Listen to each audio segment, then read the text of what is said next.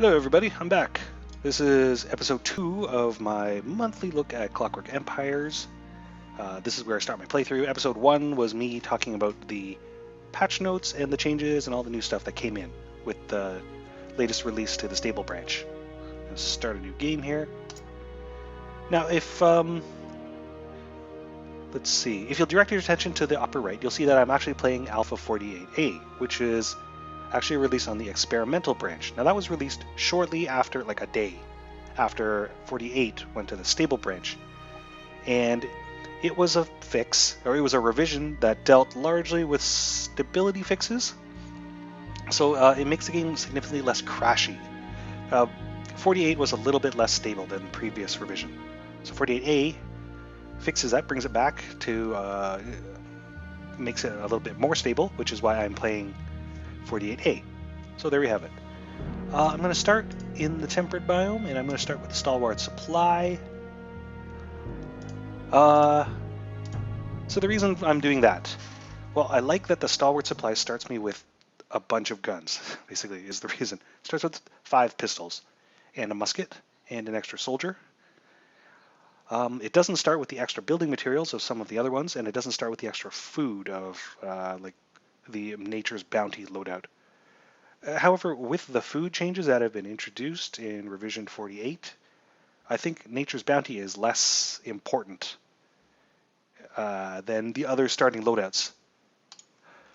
And for those of you who aren't aware, Alpha 48 food production, which is specifically the kitchen production of cooked foods, has been increased by double according to the patch notes, which is very significant. In the course of play, you will, I should say that's a very significant change. This is really sparse. I'm a little concerned there won't be enough trees. Oh well, I guess we'll make do. Yeah, so you'll find that having doubled kitchen production, so you put in 1 maize and it turns into 2 maize chowder, is it makes it much easier to avoid starvation in your colony now. You'll probably need to devote fewer people to farming, and you'll have more people to devote to other stuff, building stuff, being your soldiers, whatever, like working your workshops. I suppose it's not too bad. Quite close to some resources. As always, I need to keep an eye out for hematite. That's always a bottleneck for me. Next thing I'm going to do, I am going to make sure my soldiers are allowed to hunt because they already have guns. Yeah, here we go. So that's the carpentry down, I guess. You know what? No, I don't need a kitchen quite yet. I'm going to draw out a maximum sized farm plot. Fortunately, these clay nodes won't interfere with the growth of plants. It'll just be kind of ugly, but I'm going to be mining up that clay anyway. Grow some maize for now, and in a couple of days, after I've got a notable food stockpile, I'll switch over the maize plot to wheat, which takes longer to grow, but the yield is significantly more than maize over time, and it's less labor intensive. I need to assign a work crew there. Asher Robson. You know what, no, let's make you Mod Steelworth. Mod Steelworth, you and your gang are responsible for the farm, and I'm going to give you the 1 extra worker. Oh, we've got a source of malachite here, which we refine into copper later. Yes, so first things first, I've had a number of people indicate to me in the comments that they would like their names inserted into the game. So here we go. Let's see. Now we have official forum regular crop optimizer Alavaria, who is even more obsessed with optimizing food production than I am. Oops. You get to take over Mod Steelworth. You're not Alavaria Steelworth. We have another female commentor, Recess. So you can be in charge of... You can be in charge of our carpentry. Feral Assembly? What? Let's see. Oh, that's fine. Recess, no last name. Recess Brightsmith. There you are. One thing I will point out, each work crew has its own nickname. The Feral Assembly, the Hunting Gang, the Adaptable Work Gang, and the name of the work crew is based on the traits of the Overseer. So the Feral Assembly is so named because Recess Brightsmith is interested in exotic wilderness. And things to do with her interests will affect her moods, right? Happiness, anger, fear, that sort of thing. By the same token, Oliveria Steelworth's Adaptable Work Gang is so named because she has the adaptable trait. So you can probably guess what the Corrupt Work Crew is all about, or the Pushover Lot, or the Resolute Guards, for instance.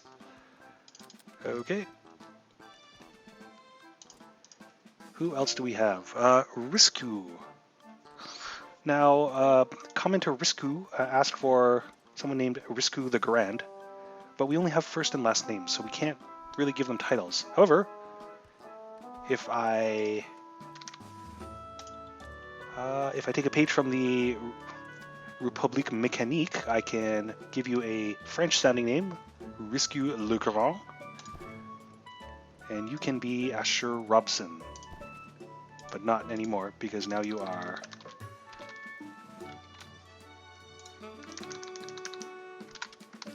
Risku le Grand. All right, who else do we have? Regular viewer Hydunia wanted someone crazy, and at this stage in the game, we don't have a lot of crazy people yet, but you may enjoy taking over Victoria Bronsander because she is subject to fishy behavior and is of criminal element, and she's a weird grab bag of desires. Wants to make friends and be a naturalist and have a nice comfy bed.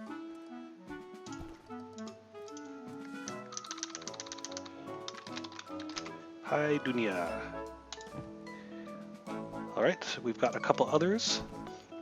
Yarosław Brzezinkowski. You will be in charge of the Corrupt Work Crew. Enjoy. I seem to have a lot of criminals in this colony. Oh, he wants to start a cult. Oh, that should be fun. Yarosław. Brzezinkowski. Brzezinkowski. Or Brzezinkowska, I guess. Man with the longest name in the colonies. And, because I happen to actually remember, commenter Realzy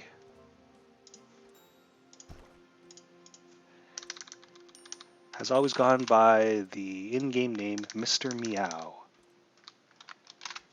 Now, I will say off the bat, this will be, wants to discover a mysterious artifact. Foolishly brave. I will say NCOs tend to have very short lives on the frontier, and foolishly brave NCOs even more so. Alright. Recess Brightsmith, get to work in the carpentry. Now, because carpenters aren't busy all the time, I'm going to enable the filters that will allow Recess to do other things when she is not engaged making things. Make a standing order for 5 planks at all times, probably more. First order I'm going to put in is make some beds. I have 7 bolts of cloth, so I can make 7 beds. Now that is not a standing order, so it will just get done, and it will stop as soon as she's made 7. Okay, next order of business is to build a kitchen and start up that food production. So I'm going to put my kitchen right next to the stockpile. There's as short a walking distance as possible.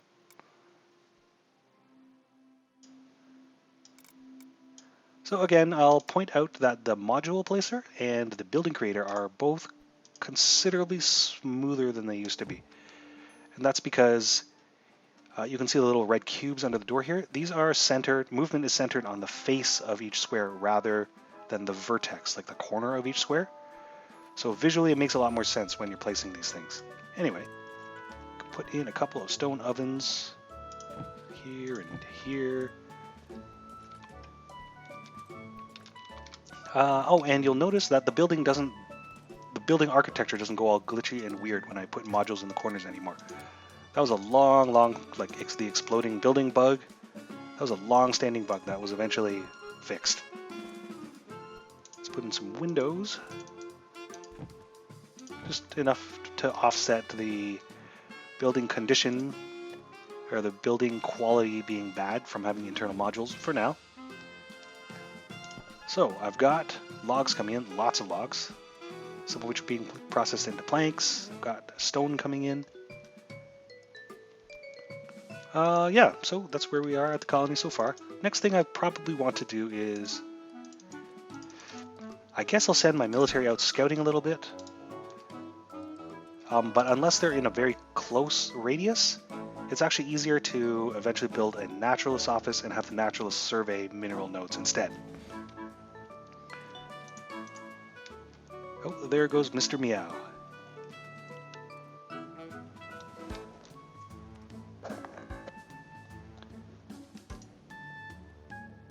I will say the coverage here is, I've seen like nice grassy plains. I guess it's nice for building and maybe farming, but I'm not seeing a lot of rocks.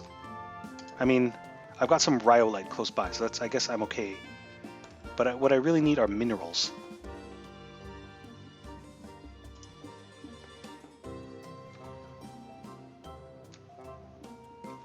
Oh, there goes the autosave.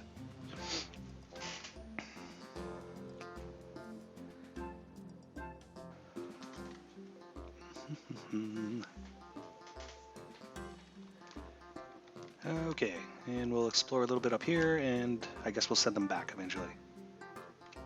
So these nodes, they might produce hematite. I mean, there's no surface clue as to what they might produce, right? Oh, gold. Oh my goodness. This is awesome. Oh, wait a second.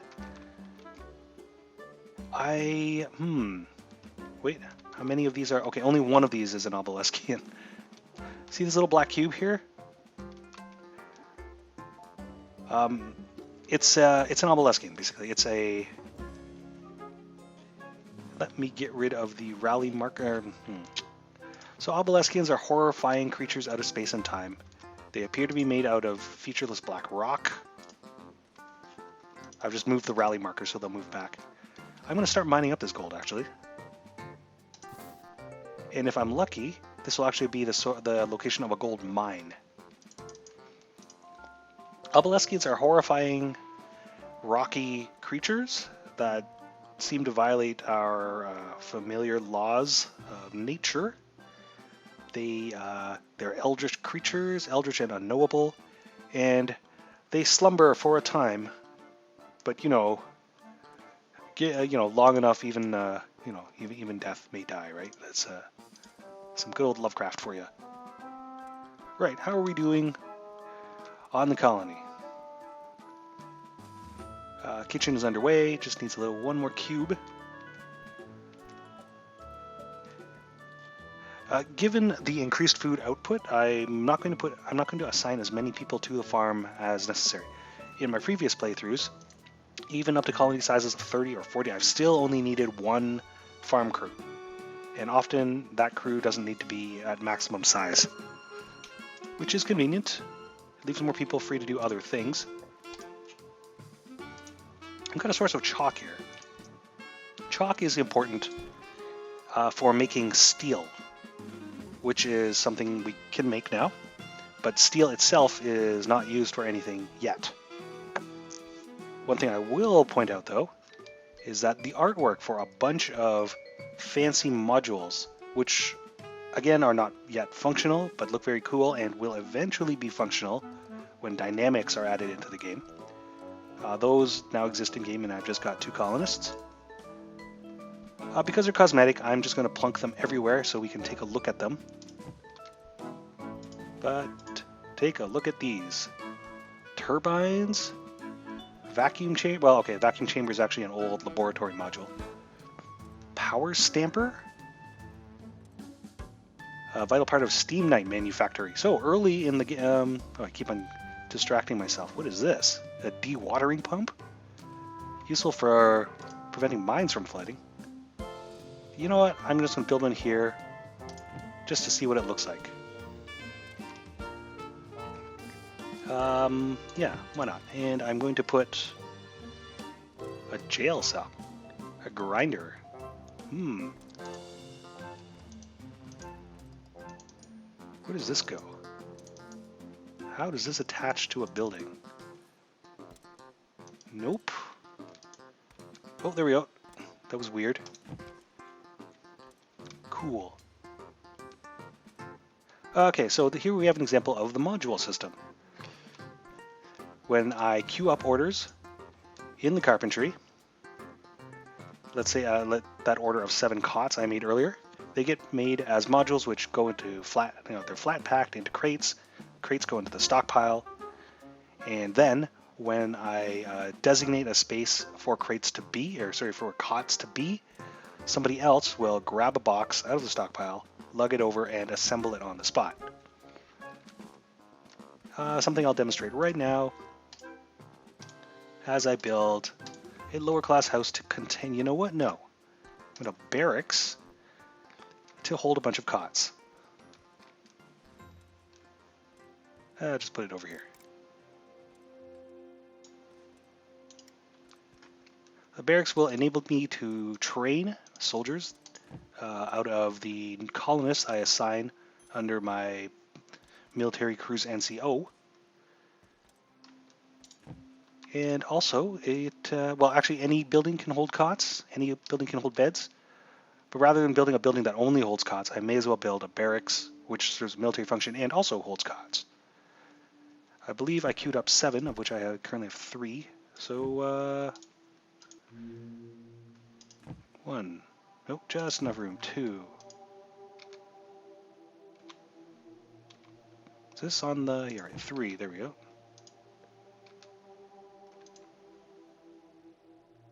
4.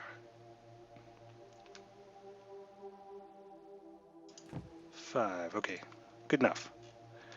Now I'm going to want to put on a bunch of windows. This is right now the condition of the barracks when complete, as it stands now, will be -5, which will make people working and sleeping in there terribly unhappy. So I stick on, for convenience's sake, a bunch of windows, and with the intention of bringing it at least back up to 0. So let's say 1 window per cot. 3, 4.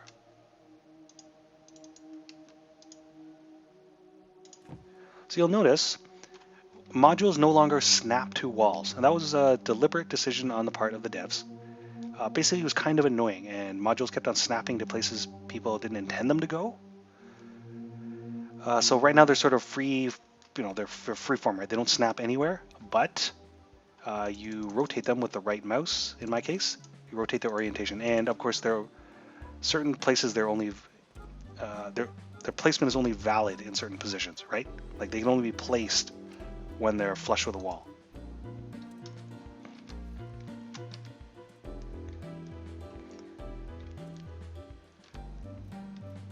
So when the barracks superstructure is completed, then we'll start to see people taking our previously constructed cots and placing them in here.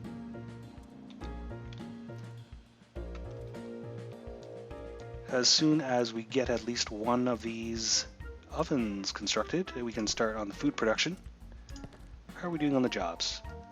Got a clear terrain job going on somewhere. Carpentry jobs. Farmers are farming. We've already got a bunch of corn. And other people are mining surface nodes, the rocks and the clay.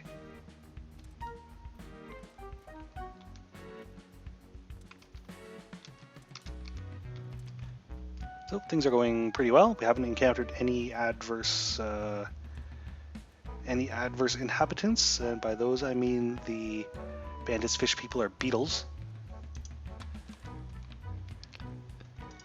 We're doing pretty good for resources, And what about that gold mine? Where did I put it? Oh, it was way over here. Yeah, people are busy. Yeah, oh, so what I'm hoping is as people mine the earth here, we don't wake up. Wait a second. Where did he go? Well, there was an obelisk in here. He might not be visible anymore because of the fog of war. Or he might actually have moved, because they do that.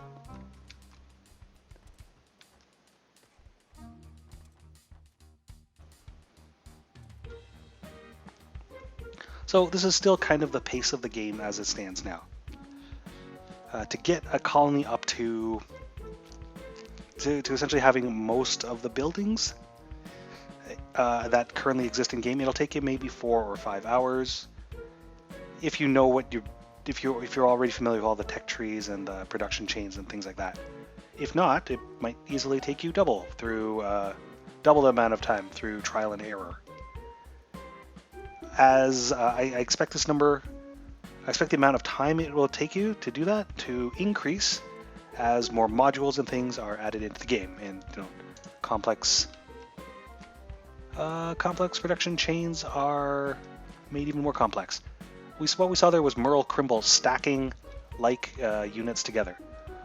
So that's when colonists have time to do so, they will stack things into piles. So my 7 cots got put into one big pile of cots, which saves space in the stockpile. Before stacking was introduced in the game, every single unit took up 1 space on the stockpile, which meant often you would have humongous stockpiles would take up most of the square footage of the floor of your colony, as you kept on having to build and build and build stockpiles just to hold all your crap. So we have Risque Le Grand. He has taken cot module out of the stockpile and assembled it on the spot. Here we can see the presence of a soldier, Hobart in this case, has caused Merle Crimble to have positive feelings. It's made him happier. It's a reassuring presence. Wait a second. It did not make him happier. It made him less afraid. We can see the arrows in each column, which reflects his emotional balance. And there's the autosave again. So the autosave fires off approximately every 10 minutes. And if the game crashes, well, at most you've lost about 10 minutes of progress.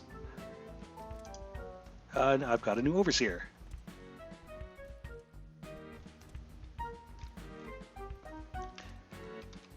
So that's where we'll leave the colony for now. I think we're off to a good start. I'd like to keep these episodes shortish. Things are going pretty well. As before I sign off, though, I'm going to start up the food production, which means I've actually got to assign someone to the kitchen.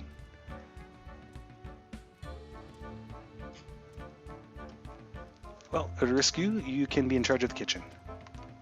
You're going to be very, very busy. I'm going to make a standing order for 10 food. So the way the kitchen used to work, or I should say, in revisions prior to this, 1 input would give you 1 food. So, and that's 1 basic food, I should say. So 1 corn processed through the cook basic food command would give you 1 vat of maize chowder. So Risque is cooking corn maize chowder, I believe, right now, or not, just generic Omni stew. So if we look here, we've actually got 2 stew in the stockpile, right? So 1 food input became 2 food. Now that's basic food. There are actually tiers of foods now. So for instance, to make a bushel of sausages, it requires, if memory serves, 2 meat, or it used to be 2 meat to make 1 bushel of sausages, but with the food buff, I believe it is now 2 sausages, or 2 meat to make 2 bushels of sausages, and that's considered a higher class food.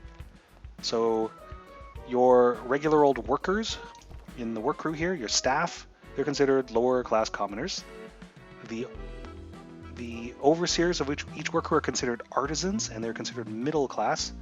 There's a higher class, which is the upper class. Those are considered aristocrats, and each class of person will prefer to eat the food that matches their station, uh, at minimum matches their station. So commoners are fine eating any class of food. Overseers will prefer to eat things like some of the more complicated stews and sausages here, and those require double the amount of resources as the basic foods. And then there are very complicated foods which require many ingredients, and they're highly inefficient. But eating them will make your very highest class of colonists happy. And often, practically speaking, you want everyone to be happy because of the way the happiness system ties into the work shift system. I'm not going to go into it now, but I did go over it in the previous episode. So if you're wondering what that's about, maybe you can check out episode 1. Yes, with that said, I'm going to draw this episode to a close. Thanks very much for watching. This is Clockwork Empires. The revision is Alpha 48A. I'm playing on the experimental branch. My name is Alfred. Thanks very much for watching. I will see you next episode.